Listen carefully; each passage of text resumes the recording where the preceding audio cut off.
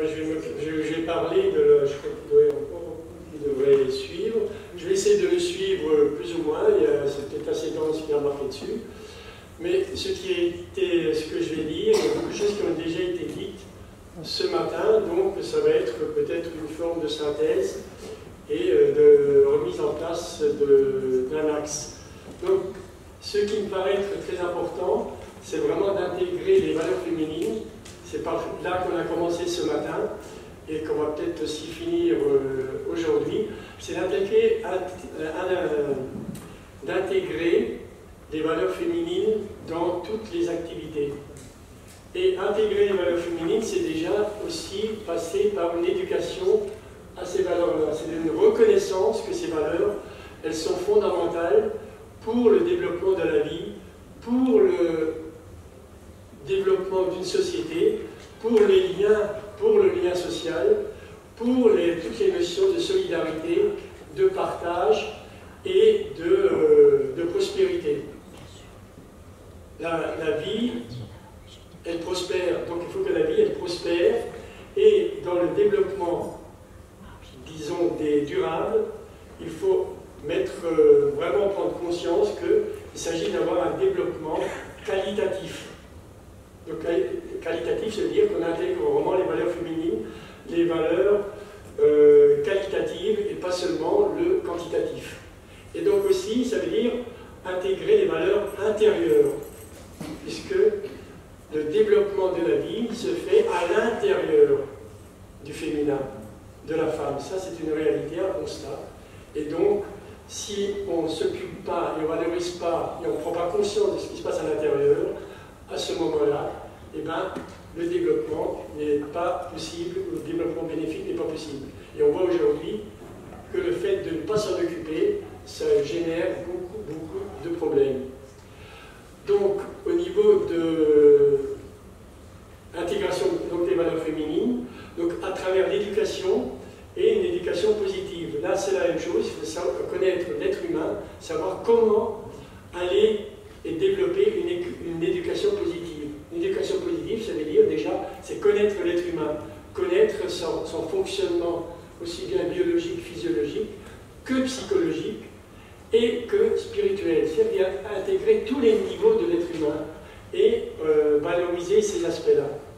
Et voir quelles sont les zones d'ombre à l'intérieur, ou les blocages, ou les mémoires négatives qui continuent d'être transmises de génération en génération, d'une part dans le temps, mais aussi qui sont transmises au niveau de la communication dans une société, c'est-à-dire horizontalement dans l'espace. Donc savoir comment se passe la communication et comment on peut communiquer d'une façon nouvelle et différente. Et je dirais que pour l'éducation, et donc qui est basée sur la communication, ça va passer par une communication aussi bien intérieure, mais de l'intérieur vers l'extérieur, ou de l'intérieur aussi vers le supérieur, c'est-à-dire de savoir quel niveau de notre être vont émettre et vont communiquer vers l'extérieur. Donc c'est très important, je crois, de connaître ce fonctionnement-là et de savoir comment ça marche. Parce que quand je parle là, quand je communique actuellement, extérieurement, ne sont pris en compte que les mots, à la limite, le côté émotionnel peut être ressenti, mais n'est pas intégré objectivement, et le côté vibratoire, la même chose. Et toute la dimension de communication invisible et inconsciente, elle n'est pas prise en compte. Elle n'est pas conscientisée, elle est prise en compte, elle agit. C'est-à-dire que ce que je vais dire, c'est qu'on est fait de 100 000 milliards de cellules. C'est-à-dire que chaque cellule, elle communique. C'est-à-dire qu'il y a 100 000 milliards de communications qui se font directement, de façon invisible, entre les êtres humains et entre les êtres vivants. C'est-à-dire que c'est une communication qui se fait aussi avec la nature, avec les arbres, avec les animaux. Donc tous ces niveaux-là, il s'agit de savoir comment ça fonctionne et de les intégrer et de les conscientiser d'une façon positive. Donc pour avoir une éducation, et on va le voir par la suite avec Montessori et tous ces êtres qui ont mis en avant une éducation complètement nouvelle, ils ont intégré ces niveaux-là. Et un autre point donc, par rapport à la communication, donc, dont j'ai parlé rapidement ce matin, c'est de développer la communication bienveillante, éclairée, constructive, qui, elle, va intégrer justement les trois aspects de l'être humain sur un plan psychologique, le niveau mental, hein, avec éclairé, le niveau affectif, avec le côté bienveillant, et le niveau constructif, avec la volonté de l'être, et qui sont en résonance en plus avec les niveaux supérieurs, c'est-à-dire il faut monter, parce qu'au niveau spirituel, on a exactement les mêmes niveaux où on peut capter ces éléments-là pour les partager. Et c'est là qu'il est possible de changer de paradigme, c'est en intégrant ces niveaux supérieurs. Et pour prendre un exemple, si on reste sur un plan strictement matériel, quand je donne quelque chose, je perds, c'est-à-dire il y a quelque chose en moi qui diminue. Mais si c'est sur le plan supérieur, quand je donne, en fait je m'enrichis. Donc ça fait exactement l'inverse. C'est pour ça ce que disait Florian ce matin, quand dans une communauté on essaie de valoriser le côté supérieur de l'être humain, il ne va plus être obsédé par prendre et puis par mettre de côté parce qu'il a peur, parce qu'il est dans le manque, parce qu'on nourrit l'avidité, mais il va donner et puis il va essayer de rendre l'autre heureux. Parce que quand je donne de la joie, et bien en fait la joie se développe et puis tout le monde est de plus en plus heureux. Donc c'est voir que donner, c'est s'enrichir.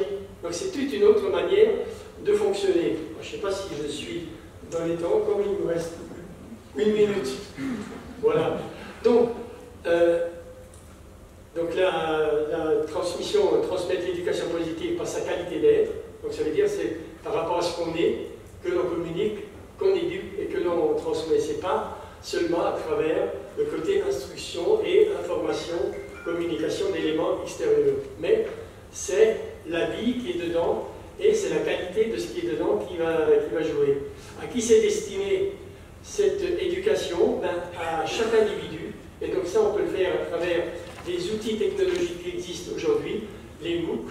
Donc en particulier, il y en a un sur la monnaie qui a été fait, et sur l'éducation, ça existe aussi, qui permettent de toucher tout le monde. Chacun peut être touché, et ça peut être relayé dans la langue, et avec les technologies actuelles, beaucoup de choses sont vraiment possibles. Et au niveau socioculturel, donc, c'est de mettre en place des structures, et c'est là où le politique, l'économique peut intervenir pour mettre en place ces outils-là pour le plus grand bien de l'individu et de la collectivité. Donc les bases de l'éducation positive, la reconnaissance et la transmission de valeurs, la valorisation de l'être humain et de ce qui est en lui, la connaissance du fonctionnement dont j'ai parlé, et aussi être lucide et prendre conscience des freins intérieurs et des freins extérieurs au niveau individuel et collectif, socioculturel. Parce que quand on change d'habitude, hein, quand on dit bah, si tu donnes, tu vas t'enrichir, eh ben, il y en a un à l'intérieur qui dit oh, moi ça fait 1000 ans que je fonctionne pas comme ça, donc ça ne marche pas. Donc il s'agit de conscientiser ce qui se passe à l'intérieur de ces freins-là. Donc les peurs qui vont émerger, donc, en prendre conscience, la culpabilité, les mémoires de culpabilité, d'en prendre conscience aussi.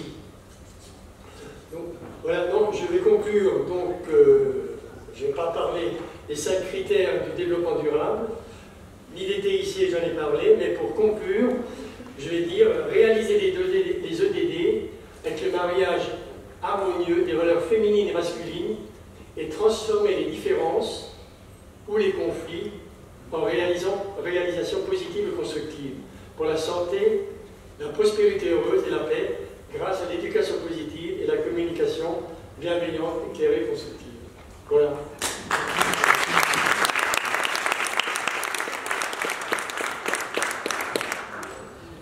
Merci pour cette mise en valeur de ce que Pierre Rabhi appelle la grandeur du féminin. Et je voudrais simplement lire quelques lignes.